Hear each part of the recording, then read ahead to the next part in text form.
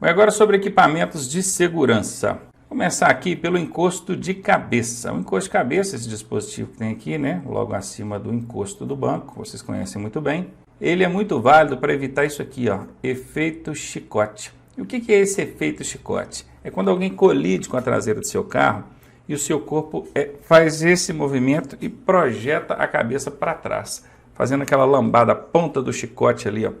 Isso provoca lesão na região cervical, que é altamente perigoso.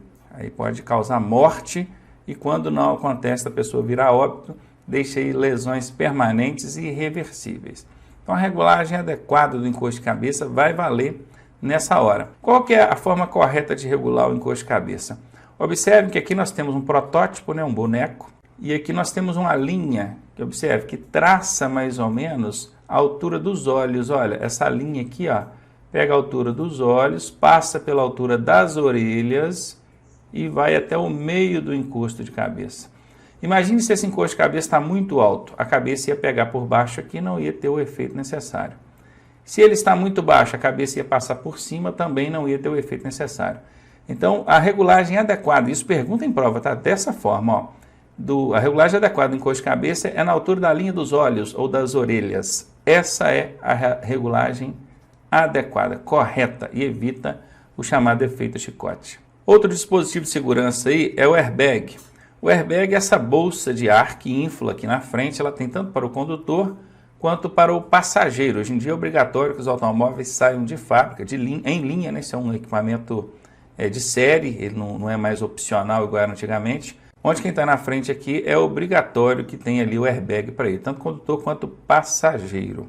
Alguns veículos mais modernos, ou talvez questão de opcional, você pode comprar, tem também os chamados airbags de cortina, que pegam nas laterais, e também para quem está no banco de trás. Essa bolsa, esse airbag, isso não é macio igual um travesseiro, não. Isso infla em centésimos de segundo, ou talvez milésimos, não sei, é muito rápido. E infla muito rápido, muito forte. É óbvio que ainda é melhor do que melhor você colidir ali, né? Dar uma carada, vamos dizer assim, no airbag do que no volante, no painel do carro. Não tenha dúvida. Ele vai amortecer ali. Mas a depender da situação, se você estiver com a mão aqui na frente, por exemplo, né? Pegando errado no volante, pegando por cima, e o airbag inflar, ele vai projetar sua mão contra o seu rosto e vai causar uma lesão grave, não tenha dúvida disso. Vai quebrar ali dente, vai fazer uma raseira. Então, por isso que é correto, né? Por isso que é adequado que você fique com as mãos corretamente no volante, para evitar problema desse tipo. E o airbag não precisa de muita coisa para ele acionar, não, tá? Ali na frente ali tem uns sensores no para-choque na frente do carro. Dependendo do lugar, né? Tem até um vídeo de uma senhorinha aí rolando aí, num memezinho de Facebook. Que ela passa, dá um chute assim no para-choque do carro, só o chutinho que ela dá já infla o airbag ali, porque depende muito do lugar que pega. Então é isso mesmo. Então, ó, de olho aqui, airbag também, então a orientação principal é essa, que você não fique com a mão por cima do volante, ou seja, na frente de onde o airbag vai inflar. E outra coisa, quando você for transportar a criança ali na frente com o dispositivo de retenção, porque às vezes a gente até passou por essa matéria já, né? Quando é com a criança, pode ir no banco da frente. Quando tem mais crianças do que lugares no banco de trás, ou então quando o veículo só tem banco da frente, ou então quando o banco de trás só tem cinto de 2 pontos, aí você vai colocar a cadeirinha ali na frente com a criança ali. Nesse caso, você tem que desativar o airbag, tá bom? E não pode ter, essa cadeirinha não pode ter bandeja, nada que venha projetar ali contra a criança, desativa o airbag. E como é que eu faço isso, Ronaldo? O manual do veículo tem orientação, cada veículo tem uma forma de fazer isso. Leia o manual, você vai saber como desativar quando tiver que transportar a criança na frente. Cinto de segurança. O cinto de segurança é um dispositivo de segurança, assim, incontestável, né? Desde 1998, com o atual Código de Trânsito, ele tornou-se obrigatório. Deixar de usar o cinto hoje é uma infração grave, daí 5 pontos no prontuário do condutor. Existe o chamado cinto pélvico, que pega apenas na pelve, região subabdominal. Esse é o chamado cinto de 2 pontos, né? Que ele prende num ponto e no outro, 2 pontos aqui, pélvico, pega só por baixo. Existe ainda, esse é mais característico dos veículos mais antigos, o cinto de 2 pontos torácico. Esse pega só no tórax, a pelve não. Os veículos mais antigos você vai ver. Esses cintos assim mais antigos, de 2 pontos, que pega só no tórax, eles nem são retráteis. O que é um cinto retrátil? É aquele que você puxa, na hora que você solta, ele cola no seu corpo, ele se ajusta automaticamente, né? É aqueles veículos mais antigos, tem aquele cinto todo bambo que você puxa assim, põe, tem que ficar regulando ele. Mas enfim, existe esse cinto de 2 pontos também torácico. E existe o cinto de 3 pontos, que aí ele vai prender aqui, aqui e aqui. Ele pega tórax e pelve. E existe hoje, que é o mais adequado, o mais usado aí, o cinto de 3 pontos, né? Prendeu em 3 pontos, retrátil. O que é retrátil? Ele se ajusta ao seu corpo. Se você estiver usando um cinto que não é retrátil, você tem que fazer o ajuste adequado ali. Em cintos de 2 pontos, que é esse que pega só pelvis ou tórax, no máximo 2 dedos de folga entre você e o cinto.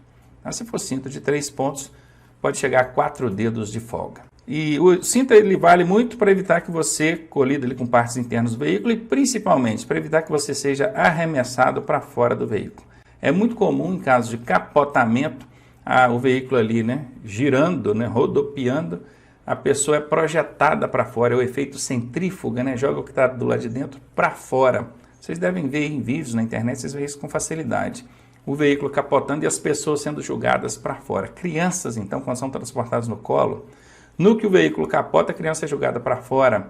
Então, dependendo da forma que ela cair, onde ela bater ali, né? Ou aonde ela cai, às vezes o veículo passa por cima, o risco é muito grande, não pode ficar sem cinto mesmo. E aqui é a questão das grávidas, né? As grávidas perguntam, eu preciso usar o cinto também? Claro, todo ocupante do veículo precisa usar o cinto. Vai usar o cinto de que maneira? Coloque essa parte subabdominal aqui, ó, bem abaixo da barriga, em cima da bexiga mesmo, tá bom? E a parte de cima, naturalmente, pegando aqui entre os seios aqui, bacana. Então, pegando aqui a parte subabdominal por baixo da barriga, não tem perigo. No caso de colisão, tá segurando ali a criança tranquilamente. Então tem que usar também, hein? As principais causas de acidentes voltadas aí para o fator humano envolvem imperícia, imprudência e negligência. Guardem bem isso, imperícia, imprudência e negligência. Vamos entender cada uma delas. A imperícia é a falta de habilidade, falta de treinamento, falta de domínio com o veículo. Tem várias situações que envolvem imperícia. Alguém foi fazer estava dirigindo naturalmente, aí parou ali numa ladeira, numa subida. Na hora que ela precisou de sair, ela deixou o motor apagar, não conseguiu trabalhar bem com os pés ali, o carro voltou, bateu em quem estava atrás, colidiu, né, com quem estava atrás. Às vezes era um motociclista, derrubou o motociclista, ele machucou. E seu acidente acontece por imperícia, falta de habilidade, falta de treino. Com o passar do tempo, isso melhora, isso desenvolve. Não dá para ficar evitando, né? Tem gente que evita, não vou fazer a baliza, vou ficar dando volta aqui até achar uma vaga grande que eu consiga entrar de frente. Se você ficar evitando, você não vai desenvolver. Tem que desenvolver, obviamente, observando aí a questão do risco. Né? Se você não tem muita habilidade, não tem muito treino, você não vai querer inventar moda também, né? Entrar fazendo uma baliza no centro da cidade, no meio do movimento. Faça lá no bairro, onde você mora, onde tem menos trânsito, só com carro na frente, sem carro nenhum atrás. Depois você treina entre 2 carros, vai melhorando, vai evoluindo aos poucos, não pode evitar. Então a imperícia, quer dizer, a falta de perícia, a falta de habilidade, a falta de domínio com o veículo, é sim, sem dúvida, uma das principais causas de ocorrência de acidente. A imprudência ela está relacionada a ato inseguro praticado pelo condutor. É uma ação. Imagine, o condutor está aqui, está tudo bacaninho, o carro está bom, pneus bons, freio bom, tudo certinho com o carro, não tem nada de errado com o carro. Tempo bom, ensolarado, não tem tempo de visibilidade ruim, chovendo, pisco escorregadio, nada disso. Tudo ok, tudo adequado, sinalização boa, trânsito bom, mas ele está em excesso de velocidade. A ação dele, o ato dele, faz com que a condição fique insegura. Viram? Com que a situação torne-se perigosa. Então, quando o problema acontece decorrente de um ato do condutor, seja excesso de velocidade, seja desrespeito com a sinalização, seja o avanço do sinal vermelho do semáforo, ou da placa de parada, ou desrespeito com as preferências no trânsito, são atos, ações decorrentes do que o condutor está praticando ali. Isso é imprudência. Agora veja a negligência. A negligência ela é um pouquinho diferente do ato inseguro, porque aqui já não é um ato praticado pelo condutor, mas na verdade uma indiferença do condutor diante de uma condição adversa. Tá vendo? Essa figura aqui parece que dá para vocês observar que esse condutor está com sono, ele está com os olhos pesados, as pálpebras pesadas, os olhos caídos, a expressão assim, de alguém que está cansado, com sono. E ainda assim, ele está ali, à direção do veículo, dirigindo. ele está sendo negligente, ele está ignorando uma condição desfavorável, que é o fator físico dele. Ele não está bem, está cansado, está com sono. Imagine a seguinte situação: o meu carro está com os pneus carecas, lisos, não tem nada. Isso é uma condição desfavorável, não é? Eu não posso dirigir dessa forma, com um veículo dessa forma. Mas aí pensando assim, eu vou só daqui ali na casa da minha sogra, por exemplo, eu vou devagarinho, bem devagarinho, com atenção, devagarinho mesmo, bem devagar. Que aí não tem perigo, não. Olha, eu estou sendo negligente. A minha ação, eu não excedi velocidade, eu não fiz nada, nenhuma ação que viesse a tornar a situação perigosa. A condição que é perigosa e eu ignorei isso. O fato de eu ser indiferente, ignorar uma condição perigosa, é negligência. Viram a diferença aí? Então, imperícia, falta de habilidade. Imprudência, ações do condutor que tornam a situação perigosa. Negligência, uma condição insegura, ignorada pelo condutor. Bom, e agora ergonomia. Cuidado para não confundir com economia, tá? Parece, mas o nome, o termo é parecido, a escrita, mas na verdade isso aqui não tem nada a ver com economia. Ergonomia é uma coisa, economia é outra. Tem gente que confunde até com autonomia ou agronomia, né? Vamos colocar aqui, é diferente também de autonomia, que é diferente também de agronomia. Terminou com nomia, a pessoa acha que é a mesma coisa. Não é, ergonomia. O que é isso? É a ciência que estuda a relação homem-máquina. Objetivo: oferecer maior conforto e segurança aos usuários. É exatamente isso. Quando você tem um teclado ali de um computador, um mouse, foi feito um estudo ergonômico sobre aquela relação entre você e o equipamento para poder oferecer a melhor pegada, o melhor ajuste, para evitar que você tenha lesões por esforços repetitivos. Tem uma série de coisas em cima disso aí. Uma ciência mesmo que estuda essa relação homem-máquina. Não é só entre homem e veículo, não é homem-máquina mesmo. Tá? E com o veículo não seria diferente. Então existem estudos em torno disso aí que é para oferecer a melhor postura para a pessoa dirigir, altura, pegada no volante, ajustes de todo tipo, né? Hoje em dia eu falei que tem banco que regula para cima, para baixo, para frente, encosto, tem até para os lados, tem ajuste de todo tipo hoje em dia nos veículos. Isso é ergonomia. E a ergonomia ela visa te proporcionar maior conforto, mas ela observa também a segurança. Por exemplo, hoje em dia os veículos têm nas portas laterais ali, né? Óbvio, portas são tem a porta de trás também, que é do porta-mala. Mas as portas laterais ali tem chamadas barras laterais de proteção dentro das portas. Isso é resultado de estudo da ergonomia, porque as colisões laterais, a porta muito frágil, não segurava nada. Qualquer colisãozinha lateral ali com o veículo pegava a perna do condutor, prendia ele a ferragens. Hoje em dia já tem uma barra ali que ajuda. O motor do veículo vinha para dentro da cabine de comando aqui, para dentro do cabine de comando, é avião, hein? Para dentro do habitáculo ali do condutor, que é onde ele está aqui atrás do volante. O motor vinha cá para dentro. Hoje em dia ele já é projetado de maneira que na colisão o motor é jogado para baixo, projetado para baixo. Então ele não vai para dentro do habitáculo onde está o condutor e demais ocupantes do veículo. Tudo isso é resultado de estudo da ergonomia. Bom, hoje nós temos aqui a questão da postura, viram aqui, postura, oferece vários tipos de regulagem e tudo. Temos o freio ABS, ABS é Anti-Blocker System, acho que é isso mesmo, ou sistema anti-bloqueio, não deixa as rodas travarem. Aqui ainda fala, o motorista deve tomar cuidado com essa facilidade subjetiva, não descuidando-se da atenção e da conduta correta ao dirigir. Afinal de contas, por tudo mais que a ergonomia conseguir te oferecer aqui de segurança e conforto, sempre vai ser esse camarada aqui a principal peça. Tá? Então, a visão tem que estar aqui, a postura da mão, olha aqui, mudando a marcha corretamente, a utilização dos pés de forma adequada. Tem toda uma postura onde o condutor precisa estar observando isso sempre atento a isso. Tá? Em relação à ergonomia, ela vai sim te oferecer o ABS, por exemplo. Para quem não sabe, o freio ABS não deixa as rodas travarem. E roda travada, você perde o controle da direção. Então, quer dizer, você viu alguma coisa na sua frente, freou com muita força, se não tiver o ABS, as rodas travam. O carro arrasta os pneus e você precisa desviar daquilo que está na frente e o carro não obedece à direção, perde o controle da direção. Com o ABS já não tem mais esse problema, tá vendo? Então tem tudo isso. são resultados de estudos, de pesquisas, testes, já devem ver aí, né, na televisão, na internet de vez em quando, esses testes aí com bonecos, analisando ali o impacto, o que pode ser feito, aonde que pega no impacto ali, que dispositivos podem ser colocados para aumentar a segurança e o conforto. Tudo isso é resultado de ergonomia, não se esqueça disso. E o que é aderência? Aderência é a capacidade de atrito do pneu com o pavimento. É a capacidade que o pneu tem de agarrar ali, de se prender ao pavimento. Obviamente, você vai entender o que é aderência com alguns exemplos. Quer ver? Ó, se você está com um pneu novo e com um pneu desgastado, qual deles oferece maior aderência, maior capacidade de se prender ao chão? Pneu novo. Se você está numa pista asfaltada, ou então numa sem asfalto, sem pavimentação, qual que vai oferecer maior aderência? A pista asfaltada. Se você está numa pista molhada e numa pista seca, a pista seca oferece maior aderência.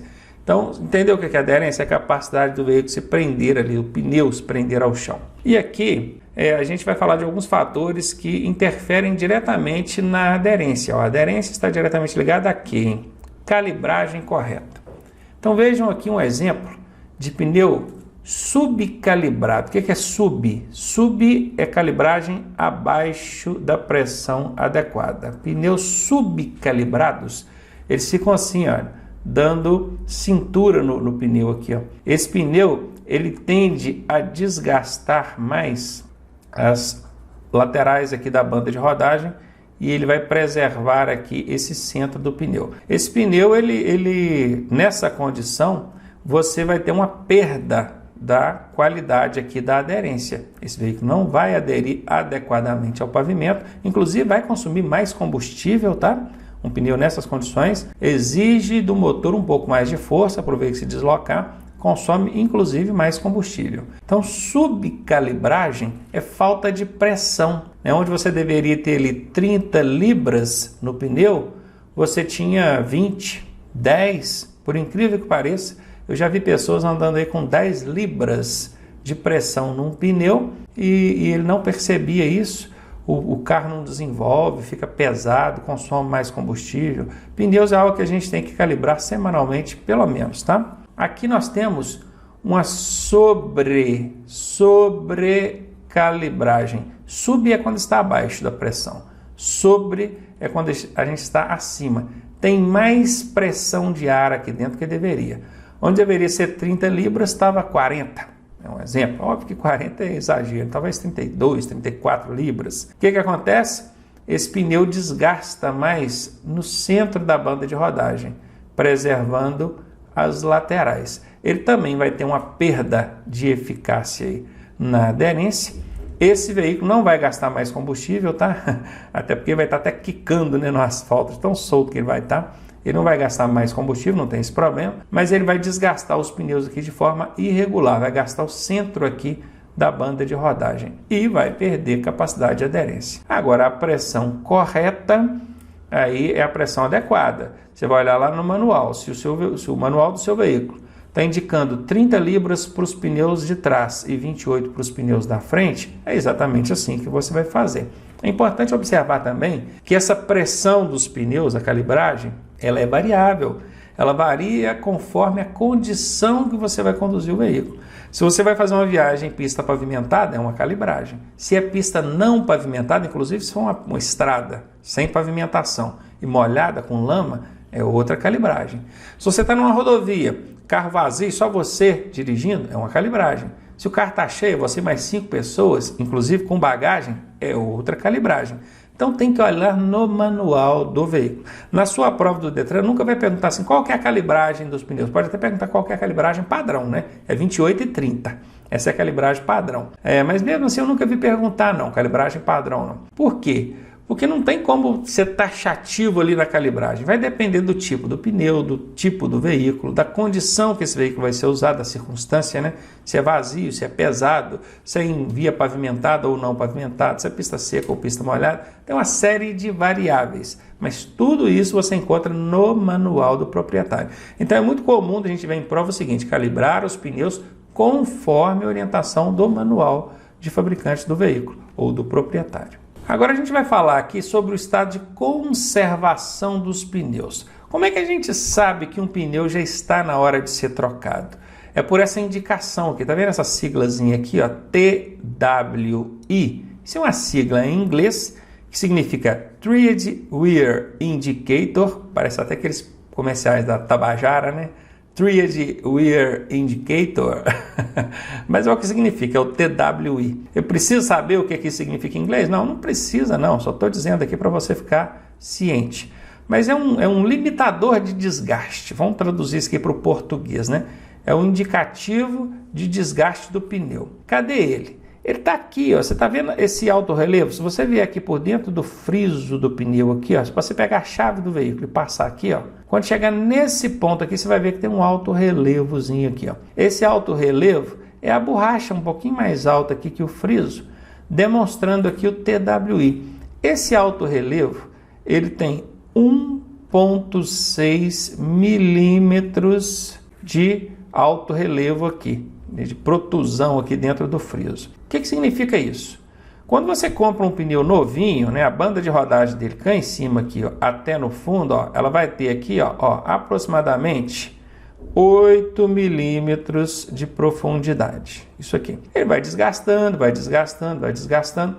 Quando ele chega a 1,6 milímetros, é exatamente na hora que o desgaste chega aqui no TWI, esse indicador. E ele tem vários pontos, olha, tem aqui também, ó, tem aqui também, tem aqui também. Se você olhar com atenção na lateral do pneu, você vai ver a sigla TWI escrita em algum lugar. Quando você vê aquela sigla, você já pode saber que os indicadores estão ali naquela direção do pneu. Então você pega a chave do carro, passa aqui e você vai sentir onde é que está o TWI. Se a banda de rodagem já tiver desgastado ao ponto de chegar no TWI, significa que você tem que trocar o pneu. Porque um pneu com medida de banda de rodagem inferior, que é menor que 1,6 milímetros, se a banda de rodagem estiver com menos de 1,6 milímetros, é infração de trânsito grave, que é conduzir o veículo em mau estado de conservação. Isso é 5 pontos no prontuário e o veículo vai ficar retido até a regularização do problema. Então, já que a gente falou de aderência, vamos falar aqui de aquaplanagem ou hidroplanagem. Olha, aqua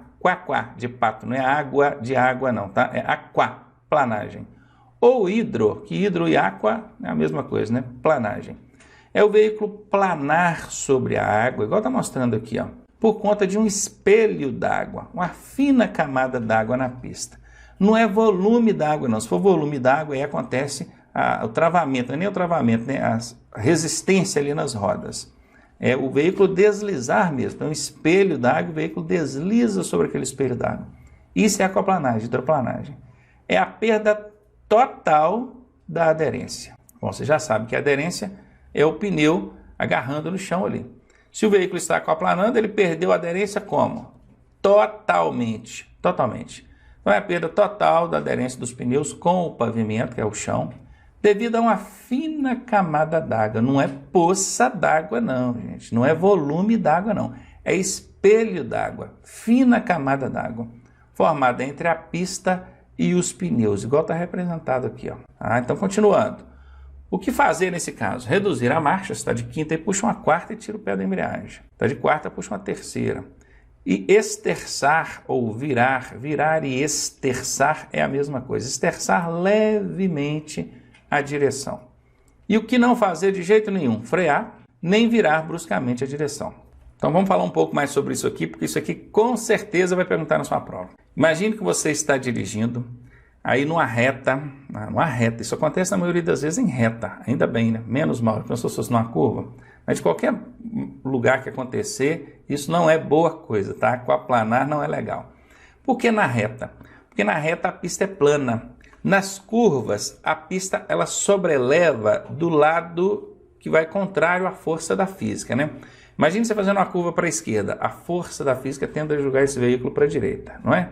Então a engenharia vai sobreleva a pista daquele lado ali que é para trazer o seu carro para dentro da pista de novo.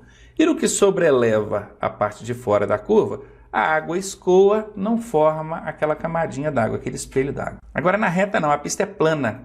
E a pista plana, ela forma o espelho d'água com facilidade. Aí, meu amigo, você pensa o seguinte, como é que pode um carro de 600, 700 quilos subir numa camadinha d'água assim, subir nela? Como é que pode? É igual Jesus Cristo andando sobre as águas, né?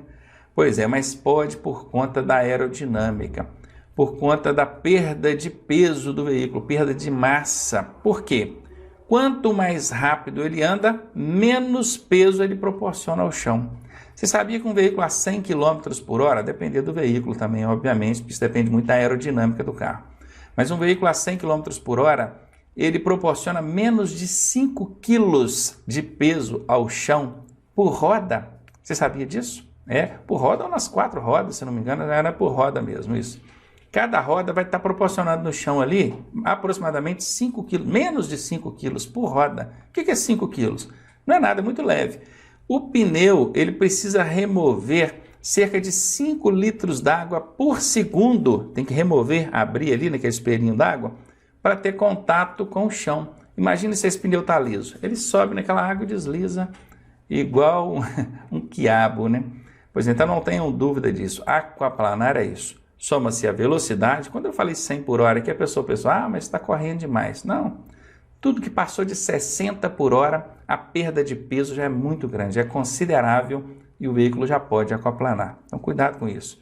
Começou a chover? Diminua a velocidade imediatamente. Porque naqueles lugares onde formam o espelho d'água, se estiver acima de 60 por hora, com um pneu lá meia vida, o risco de acontecer uma aquaplanagem é muito grande. E o veículo aquaplanou, meu amigo, acabou, você não tem mais controle de freio nem de volante.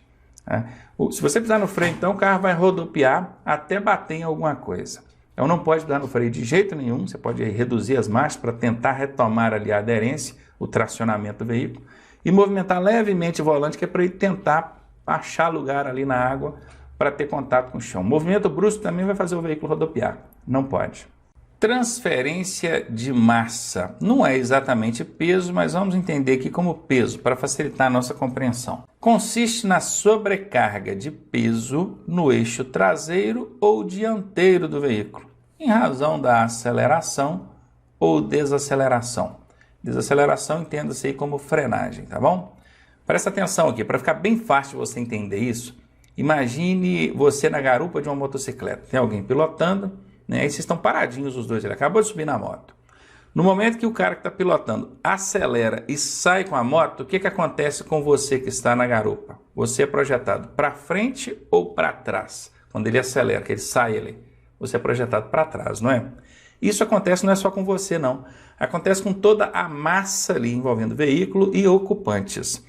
Então veja, em aceleração, a massa, o peso, entenda esse peso aí, concentra-se no eixo traseiro. Esse eixo traseiro vai ficar mais pesado, da frente vai ficar mais leve. Entendido? Quando esse condutor ali da motocicleta freia, o que acontece com você? É projetado para frente. Você e toda a massa é projetada para frente. Então vai sobrecarregar o eixo dianteiro. Pegou isso? Aceleração, sobrecarrega o eixo traseiro. Desaceleração, sobrecarrega o eixo dianteiro. Isso tem nome, isso é importante para dirigir.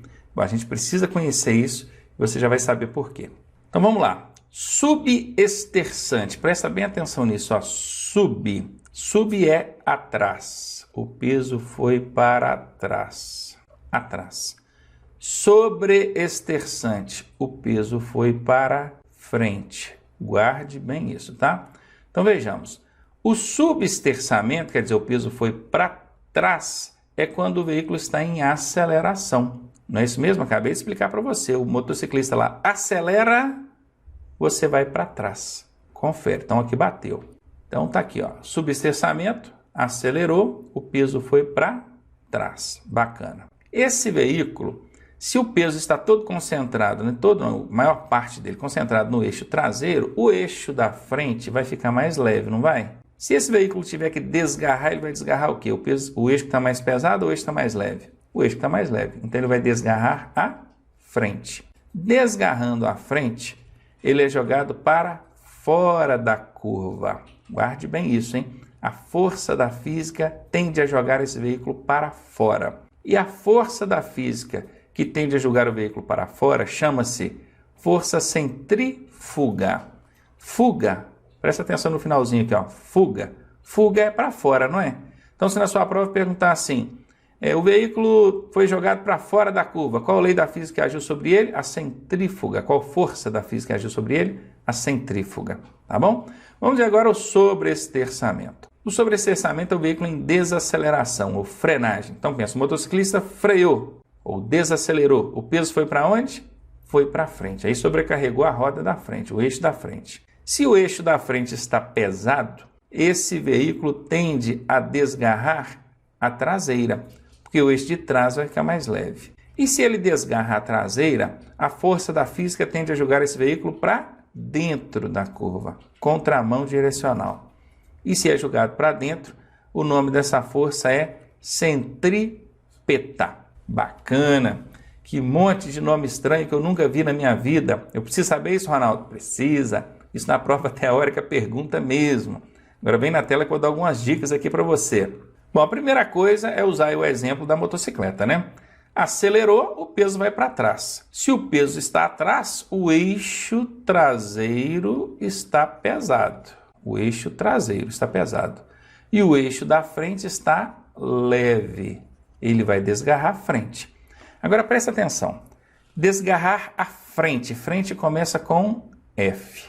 Ele vai ser jogado para dentro ou para fora da curva? Vai ser jogado para fora, que também começa com F. Então esse é o primeiro macete, a primeira dica.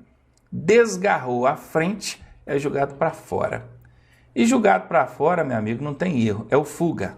Para fora é fuga. Bacana?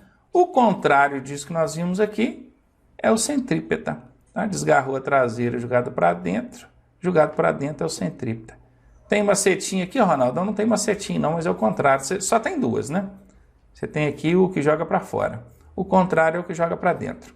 É mais ou menos aquela lógica da criança que chegou da escola e falou assim, mãe, o professor hoje me ensinou qual que é a mão direita. Ah, é, meu filho? Qual que é a mão direita? Ah, essa aqui, mãe. Ah, bacana, beleza, aprendeu. E qual que é a esquerda, meu filho? Ele falou assim, não sei, a esquerda ela não ensinou ainda não. Entendeu? Aqui o macete é só para um, é só para a mão direita, é só para fora. Aí a outra o professor não ensinou macete, não, pô, a outra é o que sobrou, não é verdade? Então tá aí, macetaço para você, não esquece não. Tem que conhecer isso aqui, gente, por quê? Qual que é a finalidade disso aqui na prática, no dia a dia? É para você entender justamente que dentro de uma curva, se você acelera, o seu veículo tende a ser jogado para fora. Se você desacelera, o veículo tende a ser jogado para dentro. Isso são as forças da física atuando sobre ele. Significa que eu não posso frear ou acelerar dentro de uma curva? Pode, de forma moderada pode. Hoje em dia os veículos são equipados com vários dispositivos ali que ajudam em tudo isso. Controle de tração, estabilidade, uma série de coisas. O próprio sistema de suspensão está muito preparado para absorver aí essas forças da física atuando sobre o veículo. A própria engenharia, já sabendo disso, já sobreleva a pista de um lado, sobreleva do outro, não é? Eu disse que nas retas a pista é plana, não é? Pois é.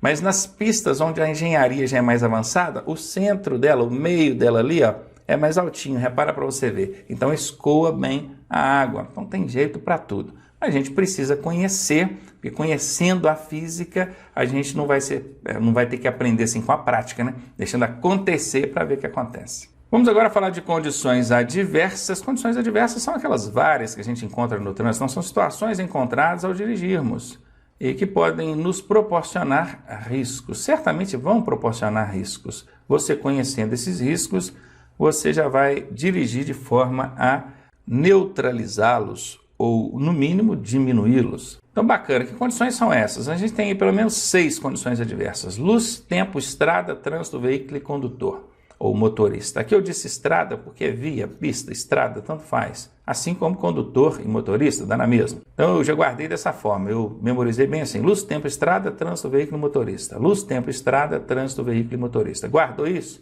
Você já sabe quais são as 6 situações adversas encontradas no trânsito. E a gente vai falar sobre cada uma delas agora com maiores detalhes para aprender a lidar com elas. E aqui, ó, só um destaque, tá, gente? Apesar de a gente ter tantas adversidades aí no trânsito que propiciam risco, só o condutor é responsável por cerca de 90% dos acidentes. Só as falhas humanas. Observe que o condutor é uma das 6 condições adversas. Se você pegar 100% dos acidentes e dividir para 6, vai dar aí, se eu não me engano, 16,66, um negócio assim, mais ou menos, estou fazendo de cabeça aqui. Ou seja, a condição luz seria responsável por 16%, a condição tempo seria responsável por 16%, a condição pista, entendeu? Isso seria a lógica matemática. Mas a lógica real é que esse bacana aqui, ó, só esse bacana aqui, é responsável por 90%. E deixou os outros 10% para dividir para os outros 5%. Eita, motorista, hein?